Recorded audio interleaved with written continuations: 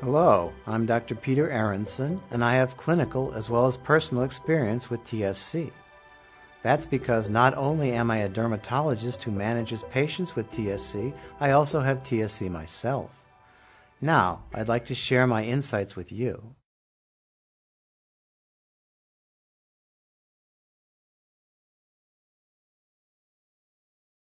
From my perspective, the pathway to TSC management is through the pediatric neurologist.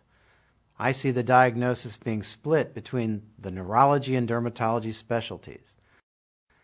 If diagnosis is caught really early, it's usually detected by the seizures. Hence, the neurologist is involved. Cardiac manifestations can be diagnosed in utero, so that finding may have already been observed.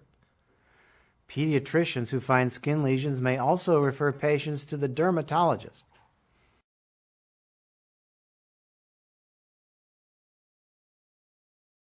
In my experience, the interest tends to wane dramatically after a child grows up.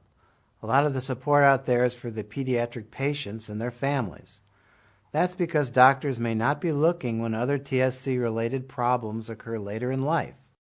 For example, the lung disease, lymphangioliomyomatosis, or LAM, and kidney disease may show up in adults with TSC.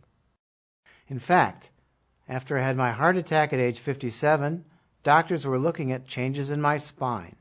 They thought, you must have metastatic cancer. And I thought, well, maybe it's tuberous sclerosis complex. But I had to undergo a metastatic workup as well as several CTs of the chest before they realized it was in fact TSC. And if you look at radiology textbooks, there's no mention of TSC at all. So there's a huge opportunity here for more awareness.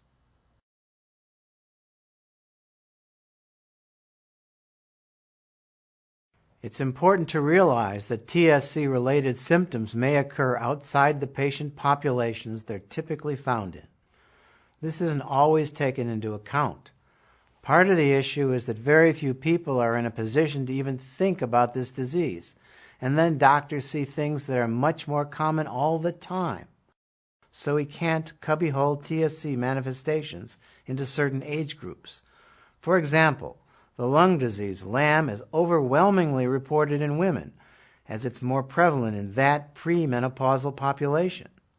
Therefore, a very mild case may be missed completely in a male because it's not being looked for in that population. I think we have to look at the whole syndrome to diagnose TSC. You cannot make a diagnosis by one finding. The criteria for definitive diagnosis is 2 major features or 1 major feature plus 2 minor features. As a dermatologist, I always need to make a list and accept all the possibilities.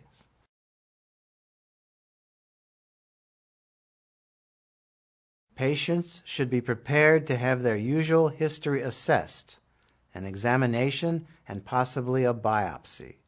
And they should be aware that this may not be the last stop in the sequence of determining what they have,